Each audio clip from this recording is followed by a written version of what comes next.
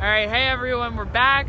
We tried to figure some things out. I think we should be good now, but please do let us know if you catch anything. Let us know, or we'll try to troubleshoot as best as we can. As we mentioned, we are a little low on the battery too. We should warn you. Yes, that's true. So we may have to run this short. We might be running this a bit short, but definitely get your questions in, and we'll do our best to answer them.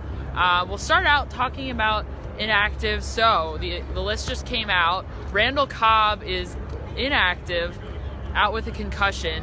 Included in that list of inactives is Kenny Clark, Jason Spriggs, Tim Boyle, Alan Lazard, Nico Siragusa, and Kendall Donnerson. So Bulaga will be starting at right tackle, and obviously Bakhtiari at left tackle, so they'll have their offensive line out there. Pretty big. Hi everyone. Hello. I saw a question about Robert Tanyan. Is he going to get more playing time today? The question we seem to ask quite a bit. So what, for about 5 weeks I've been saying, yeah, I think this will be the week that he plays more. If it's not now, if it ain't now, I don't know when it's going to be. I don't know why they're not getting him out there more, but I would assume that they have to give him 15 to 20 snaps today. I would think, but we'll see. Yep. Lucas wants to know if Rogers is starting. He is, Lucas. Yep. They're not putting Kaiser out there. Ray wants to know if Kaiser's going to see the field at all. Well, you wonder if Rogers takes a couple shots, if they'll get him out of there, or if they get up. These NFL coaches, teams will be up in the fourth quarter by 3 touchdowns, and they still won't take their starter out. I wonder if they would have a much different approach for this one. If they get ahead, maybe they'll only play him for a half even. Who knows? So I wonder how much better the O-line will be this week with Bulaga back, and how he's feeling after having sat out. Yeah, you wonder how he's going to feel with the knee and how mobile he'll be. But I think even him at less than full strength is still a better option than Jason Spriggs, who isn't available anyway. Nice. And Merry Christmas to you also, Kyle. Yeah. I think it was Kyle. Kick return, punt returner. Robert wants to know, who is it going to be? We've seen Randall Cobb in that position. Yeah, Randall Cobb is out. Yeah. So we've seen Jamon Moore quite a bit. We have on kickoff returns, punt returns. It could be Alexander. It could be Josh Jackson. They did use Valdez Scantling early in the year in kickoff returns, but we haven't seen him for a while. So those would be your best bets. When you ask about looking forward, I'm guessing their next returner very well might be playing college football right now. Yeah, who knows? Somebody that they'd pick up in the draft or a free agent. I don't know who their return guy. They haven't had a good, strong returner for a while. Just a guy, a return-only guy who's a really good player. Davis was okay. Maybe they'll bring him back next year. Saw a question asking about Jimmy Graham, whether or not he'll be playing today. He will be, and he continues to take more snaps than I think we all expected him to, being that he hurt his thumb earlier this season. I don't know what it looks like to you, but it sure looks to me like he's having trouble catching the ball. If the ball's got any juice on it. So I don't know why they were using him so much, and they're targeting him in games where they were still in the playoff race, and he was, he didn't have any drop issues earlier in the year, and all of a sudden he's dropping 2 passes a game now. So I question why they had him out there when it sure looked like he was having trouble catching the ball. Maybe in practice it was going better. I don't know. And his blocking has been looking a bit off as well. Yeah, he's not a blocker. That's why you wonder with Tanyan. Well, maybe he's a bad blocker, but I mean, is he any worse a blocker than Jimmy Graham is? Yeah, no. Well, you'd think they would want to test it out. Yeah, see him in live action. Yeah, see if they can get an idea of how he's going to be. If they want to keep him around for next season, and who knows if they're going to be keeping Jimmy Graham around for next season on top of that. So it seems like this would be a good game. Next week would be a good game to really test those waters and see what they have in Tanya. I would think they'd want to get a look at all these several of these young guys, and just get a feel for. I mean, next season has already started now. A lot of questions about running backs today. So we have Jamal Williams. Aaron Jones is out, lower body. Who else is there's Danny Vitale, I guess, is active as well. Yeah. Do you think we'll be seeing any snaps from him? Well, touches? Fullback. I don't know about touches. They don't usually give the ball to the fullback, but I wonder if they'll want to just try some 2 running back things, just to see how they work. They tried it last week, and he fanned on the block, and the play got stuffed for a couple yard loss, I think. Jim wants to know, are the Packers going to go for an offensive lineman in the draft? They have to. I would guess. You never know on these things. I wouldn't be surprised at all. Top 3 rounds. They have 4 picks in the first 3 rounds as of right now. If they cut Bulaga in the offseason, they'll need a starting right tackle. So maybe they'll look to the draft for that with a higher pick. Although Bakhtiari was a 4th-round pick, and he ended up starting as a rookie and had a decent year as a rookie. Sure, and we all know where he is now, so he's still here. He is still here. Yes. He's one of the best in the business. Or trade picks, yep, they could do that too. Is there going to be a pass rusher that they really like? Well, it depends what happens these next two games too of where they're picking. But if there's a pass rusher in the top 5 that they can get to with their other 1st-round pick, trade up, that's something they'd have to really seriously consider because they need a difference maker there. Kyle hopes that Aaron Rodgers plays well today. I'm sure his team also hopes that Aaron Rodgers plays well. What do you know about the Jets' pass rush, and how is Aaron Rodgers going to fare against them today? Not a lot. It's funny when these games, when the playoffs are out of the question, whoever they play that week, it becomes irrelevant when you're covering the team because winning and losing doesn't matter. It's more what's going on internally with the organization. So I don't know a lot about the Jets. They've just Rodgers and his receivers, especially those 2 rookie receivers, they need this work. And I realize they're going to be in a different offense next year with a new head coach. But there are still things that are universal about running patterns, about timing, that apply to any offense, about nonverbal communication. They need this work, so this will be valuable work for them these next 2 games, plus 2 weeks of practice. Lots of people asking about coaches, which makes a lot of sense considering this game today doesn't really mean a lot for most of the fans, I would assume. So I saw a question, I believe Rob asked about Northwestern head coach Pat Fitzgerald, my alma mater, as he knew. Tom and I we had dinner last night, Tom Silverstein, and we talked about this a little bit because I'm also curious, how big are the odds of Pat Fitzgerald becoming the Packers head coach? I'll let you know what Tom said after I hear. That'll be interesting to hear. I have no clue because this is Mark Murphy, and this is he's a wild card in this. Who knows what will appeal to him? My personal feelings, take it for what it's worth. I wouldn't hire a college coach who has never worked in the NFL. A guy who has been an assistant or a head coach in the NFL before, goes to college, comes back. That I could see that. I could see hiring those guys. They know how the league works. A guy like Fitzgerald, or the guy at Oklahoma who have never worked in the league, I personally would be really wary of hiring them because it's still the league is different than college football. That's my feelings. What did Tom say? Tom said it would be a very small chance. He essentially agreed with you. He didn't think that it was a very high likelihood. Yeah.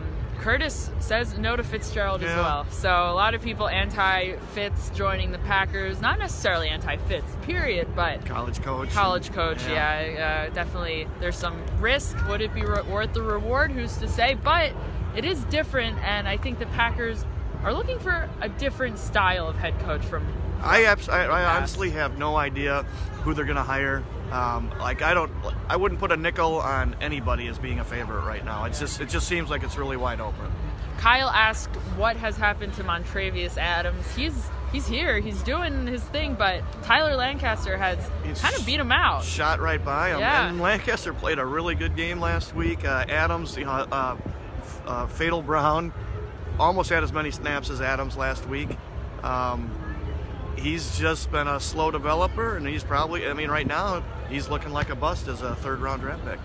Yeah, Tyler Lancaster had 51 defensive snaps, I think 56 total. I only know this because I was talking to him about it, and he's had a very impressive transition from being an undrafted free agent. Undrafted rookie to the practice squad to playing a little bit in the rotation to being a starter and playing a really solid game against the run. He was one of their best couple defensive. I don't know if you were ranking their defensive players last weekend, he probably would have been like second or third. He had a really nice game. Especially with Kenny Clark out. Yep. And Kenny Clark will be out again today. And of course, Mike Daniels has been out for the past several games. So there's been a lot of holes to fill on the defensive line. They stepped up. They basically have Northwestern's defensive line. More Dean Lowry, Tyler Lancaster. That's the interior of their line, is just go back to Northwestern a few years ago. College never ends, as they say, but Packers fans would like college to end at some point because maybe they won't want a college coach on leading their team. So we'll find out about that. Nick Saban, I just saw that name. Yeah, I would think it would take a lot to get him to leave Alabama. Would he go to a place where he wouldn't have control over personnel? You know, because he'd want to be a coach GM, I would think. He's a control guy, and he could command that kind of job, and that he would not have that power if he were to come up to Green Bay. But I suspect they've at least put feelers out to him, you would have to think. Jim thinks for just going forward that the Packers should be looking more in the SEC for their draft as opposed to looking out west. I don't know if Ted Thompson he drafted you're right, he drafted a ton of guys from the Pac-12. Tom Oates corrected me a couple weeks ago because I said Pac-10. I'm still living in the 70s and 80s. I hope you don't mind. But yeah, and he picked a lot of guys from Utah State. You know, just a lot of players from out west. I don't know if there's something he liked about that conference, or if that was just coincidence, or as he would say, that's just the way it worked out. But yeah, the SEC, that's where I'm sure they have more players in the NFL than any other conference. That would make the most sense to me as well. We're going to take a few more questions. We're sort of running low on battery today. Yes, we are. My phone is not faring well in the cold weather, and even though it is a little bit warmer than it usually is, it's been a little bit tricky. Kyle, and more good questions. Is Murphy's job on the line if he doesn't have a good hire for a head coach? Is Murphy's job on the line, period? Well, at some point it is, yeah. Now I still don't know the exact steps of how they would make a change there, but the executive committee would have to push him out to make the change. But yeah, he's putting his neck on the line here because he's making this hire, and you know, depending on how the team's doing 2 years from now, there could be calls for his job, sure.